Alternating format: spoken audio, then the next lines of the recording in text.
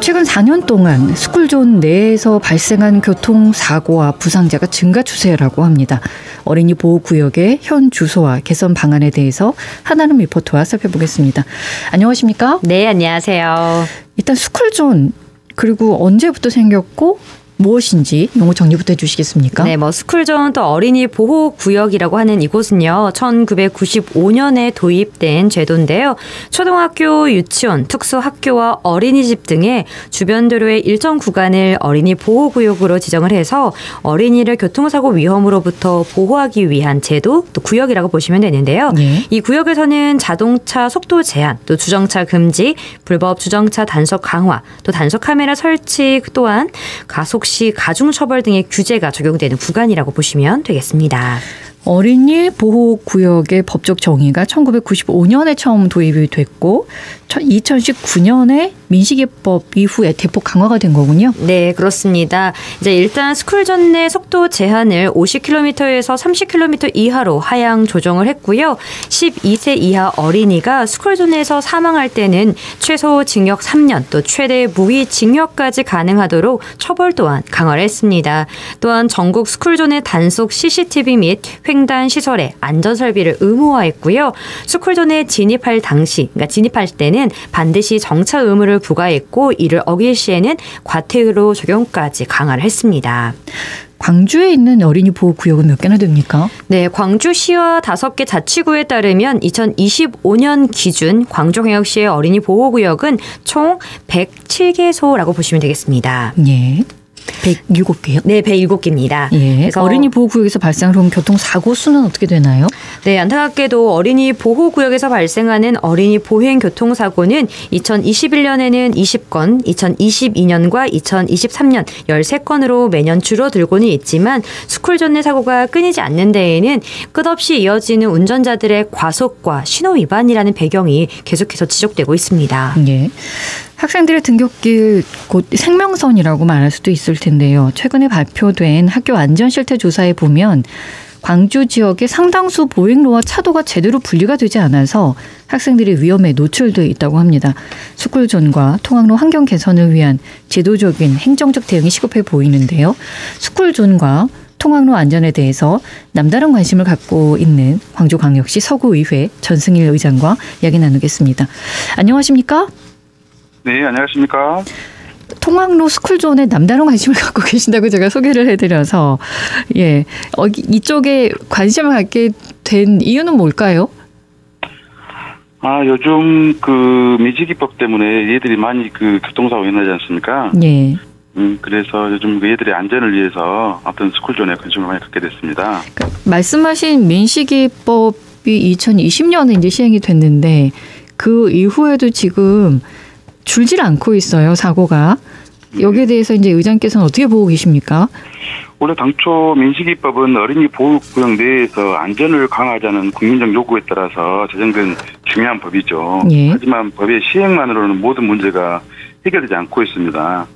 일부 운전자들의 불법 주정차, 가속 등 법규 위반이 여전히 만연하고 있는 게 현실입니다. 예. 결국 실효성을 높이기 위해서는 단속 강화는 물론이고 무엇보다도 운전자 스스로가 아이들이 다닌다는 경각심을 갖고 시민 의식 개선이 병행되어야 한다고 봅니다. 예. 교육부 발표를 보니까요. 2024년도 학교 안전 실태 조사 자료인데 광주의 경우에 522개교 가운데 40개교가 보도, 차도가 분리돼 있지 않고 있고 또 광주 103개 학교 중에서 임시시설, 차선으로만 보도, 차도를 분리 조치해서 위험에 노출돼 있다고 하는데요. 이런 상황들, 통학 안전에 미치는 영향 어떻게 평가하고 계신지요? 매우 심각한 문제입니다. 보행로와 차도가 명확히 분리되지 않으면 아이들이 언제든 차량과 충돌할 수 있는 상황에 노출되는 것이고요. 예. 이는 단순한 불편이 아니라 생명의 위협으로 이을 수 있습니다. 임시시설 정도로는 충분치 않습니다. 예산에 들더라도 아이들의 생명을 보호할 수 있는 구조적 개선이 반드시 저는 필요하다고 생각을 합니다. 예. 그렇게 되지 않는 근본적인 원인은 어디에 있습니까? 통계를 보면 스쿨존 교통사고는 전국적으로 매년 꾸준히 일어나고 있잖아요. 네. 그래서 이제 광주 지역에도 예의는 아닙니다만은 사실은 통학 시간대, 학교 시간대나 집중되고 있는 사망하고 증상이 이어지는 경우가 있는데 이게 사실은 근본적인 원인은 이게 모든 주민들이 고민을 사실 많이 해야 되는데 이게 또 예산적인 부분도 있기 때문에 이제 그런 부분이 이제 구조 개선이 충분히 고민을 많이 해야 된다고 생각을 합니다. 예산 문제가 있고 그런데 이제 각자 입장이 있겠습니다만 주민들이 불편을 호소하면서 오히려 스쿨존 지정을 해제해달라는 민원도 있다고 들었거든요. 네네네. 근데 이게 현실적으로 불편하다는 주민들의 목소리도 많이 들립니다. 특히 어린이집이나 유치원 주변은 이게 이제 차량 통행량이 많은 게 주택가에 이게 겹치는 민원이 잦잖아요. 예. 그런 이제 그런 부분들이 있는데 이게 이제 이거를 민원을 해결한다고 치면 이 자체가 이제 얘들이 위험하기 때문에 그런 부분들 현실적으로 좀 어렵지 않나 이런 생각을 해봅니다. 그러니까 어린이들과 그 어린이들의 학부모의 생각과는 좀 다르게 현재 주민들이 좀 불편하다는 이유로도 이런 거를 민원을 넣는 경우가 있군요. 네, 그렇습니다. 근데 스쿨존 해제 결정이 내려진다면 과속 방지턱을 비롯해서 주변 시설들이 모두 사라지니까 위험도가 더 높을 수밖에 없는 거 아니겠습니까? 뭐 그렇다도 불편함보다도 가장 중요한 것은 위험이 훨씬 더 커질 것입니다. 네. 스쿨존이 해제되면 과속 방지턱, 표지판, 감속 유도시설 등이 모두 철거되면서 아이들이 더 큰 위험에 노출 수밖에 없죠. 그렇기 때문에 이게 해제돼서는 안 된다. 저는 이렇게 생각을 합니다. 예, 학생들의 안전이 담보돼야 되는 스쿨존과 통학로, 의회 차원에서 제도적인 행정적인 방안 마련하고 있는 게 있습니까?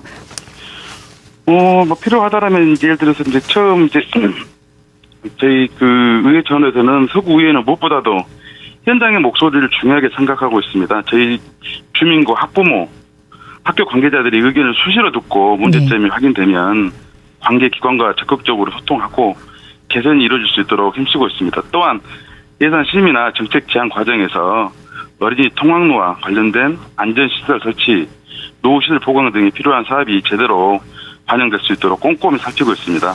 예, 알겠습니다. 말씀 고맙습니다. 네. 광주 서구의회 전승일 의장과 이야기 나눠봤습니다. 과속과 신호 위반의 경우는 스쿨존에서 절대로 하면 안 되는 거고 물론 다른 곳에서도 마찬가지입니다만 실제로 단속 현황은 어떻습니까? 정말 많습니다. 2022년부터 2024년 그러니까 즉 3년간 스쿨존 내 과속 단속 현황을 보면요. 21만 건을 훌쩍 넘어서고 있습니다.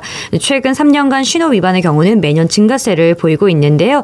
이에 대한 근본적인 이유로 지목되는 것이 바로 운전자의 인식이라는 건데요.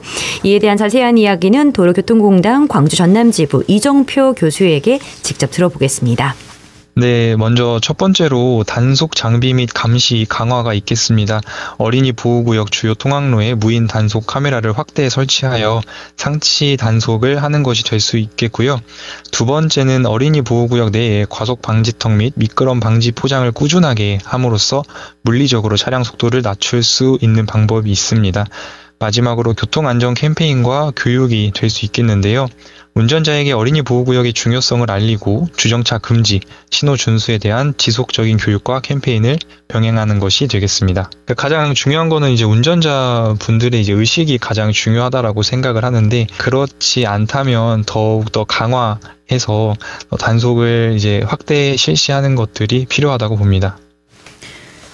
느리다는 거를 불편이 아닌 안전을 위한 발판으로 여겨야 되겠고요. 어린이가 안전한 도로 환경, 우리 모두가 안전한 환경이겠죠. 그렇습니다. 이렇게 과속과 신호 위반뿐만 아니라 제대로 잘 지켜지지 않는 것이 바로 일시정지인데요. 이 어린이 보호구역 즉 스쿨존에서 신호등이 없는 횡단보도를 지날 때는 차량은 무조건 일시정지를 해야 되는데 이걸 지키는 사람 또 아는 사람이 거의 없는 게 또 현실이기도 합니다. 법 규정은 있지만 운전자들이 잘 지키지 않아서 아이들이 여전히 위험에 노출되어 있다는 거군요. 네, 그렇습니다. 이뿐만 아니라 어린이 보호구역 내 불법 주정차 전면 금지가 2022년 단속이 시작됐는데요. 올해로 3년째를 앞두고 있습니다. 하지만 여전히 광주 지역 스쿨존에는 불법 주정차가 횡행하고 있다는 것도 하나의 또 문제점이 되고 있고요.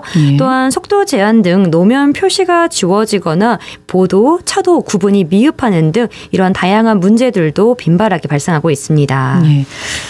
좀 전에 서구의회 전승일 회장과 인터뷰할 때 시민들의 민원 때문에 스쿨존을 해제해야 되는 이야기, 또 재지정을 못한다는 상황 이야기가 있어서 이거 참 어른들의 인식 개선도 필요하구나라는 좀 생각도 들었습니다. 네, 맞습니다. 실제로 계속해서 이 광주 지역 내 스쿨존 수가 줄어들고 있거든요. 현재로서는 광주 지역에는 407개소가 이제 유지되어 있는데요.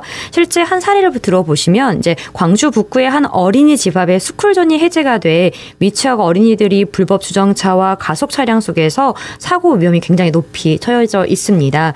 근데 그 이유가 주민과 인근 상인들의 반발에 스쿨존 재지정 신청을 포기할 수밖에 없는 상황입니다. 실제 어린이집 관계자의 말에 따르면 스쿨존이 지정된 이후 주민과 상인들의 등살에 시달렸고요. 2021년 이후에 이제 스쿨존 규정이 강화되면서 매일같이 어린이집으로 항의가 쏟아지면서 어쩔 수 없이 해제를 요청할 수밖에 없었다고 합니다. 이처럼 스쿨존은 단순히 아이가 아니라 우리 모두의 교통안전을 위한 제도라는 인식이 필요해 보이는데요. 이에 대한 자세한 이야기는 도로교통공단 광주 전남지부 이종표 교수에게 직접 들어보겠습니다. 우선은 어린이 보호구역은 어린이의 안전을 보호하기 위해 지정된 것임을 분명히 우리는 알아야 합니다. 특히 교통사고 위험이 높은 등하교 시간대에는 차량 속도 제한, 불법 주정차 금지와 같은 안전조치가 매우 중요한데요. 한편 지역 주민과 상인, 이용자들이 주정차 규제로 인해서 겪는 불편도 현실임을 인정하는 부분들이 필요하다라고 보는데, 그렇기 때문에 어린이 보호구역 주정차 전면 해제 대신에 등하교 시간대만 규제하는 탄력적 정책과 주민 전용 주차구역 확보, 그리고 등하교 시간 외에 부분적인 완화를 시도하는 절충안 등이 현실적으로 검토할 필요가 있다고 생각이 됩니다. 가장 중요한 것은 운전자와 보행자 모두가 안전의식을 갖는 것이라고 생각합니다. 그 안전의식을 갖게 하는 것은 교통안전교육이라고 보는데요. 저희 한국도로교통공단에서는 어린이부터 성인까지 교통안전교육을 실시하고 있고요. 또한 시설 개선 측면에서 본다면 LED 바닥 신호등, 옐로우 카펫, 음성 안내 신호기 등 스마트 안전시설 확충으로 어린이 보호구역 내 사고를 예방하는 데 이러한 것들이 필요하다고 생각합니다. 예. 2025년 기준 광주광역시의 어린이 보호구역은 총 407개소인 것을 다시 한번 정정해서 말씀드리겠습니다. 그러면 다른 나라에서는 어떻게 스쿨존을 관리하고 있습니까?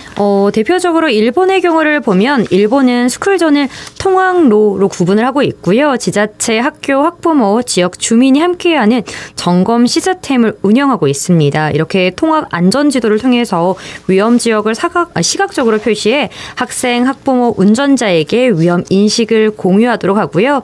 이렇게 주민이 함께 참여를 하면서 사고의 사전 예방 효과를 높이고 지역 공동체의 관심을 증가시키면서 아이들이 보다 안심하고 통학할 수 있는 환경을 함께 만들어가고 있습니다. 일본은 단순히 법적 처벌이 아니고 지역 주민들이 함께 참여하면서 인식 개선을 해 나가고 있다는 거군요. 네, 그렇습니다. 그래서 우리나라도 일본처럼 지자체, 경찰, 학교, 지역 주민 등이 연 1회 이상 현장 점검을 통해 위험 요소를 좀 직접 확인하고 확인된 위험 요소는 빠른 시일 내에 시설을 보완하거나 행정 조치를 하는 것도 좀 검토해 보면 어떨까라는 생각을 해봤습니다. 네. 또 우리나라에 적용할 수 있는 다른 나라 예시가 있습니까? 네, 그게 바로 이제 네덜란드인데요. 네덜란드의 경우는 자전거 우선 교통 정책과 생활 도로를 유지하고 있습니다. 네덜란드는 어린이 교통안전 세계 1위 국가 중 하나로 평가받고 있는데요. 네. 스쿨존 대부분을 생활 도로로 지정해서 자동차 속도를 15에서 30km 이하로 제한을 하고요. 보행자와 자전거가 도로의 주인이 되는 구조의 핵심입니다. 또한 스쿨존 내 교통 환경은 차량 통제 중심이 아니라 어린이 중심의 교통 설계가 핵심입니다.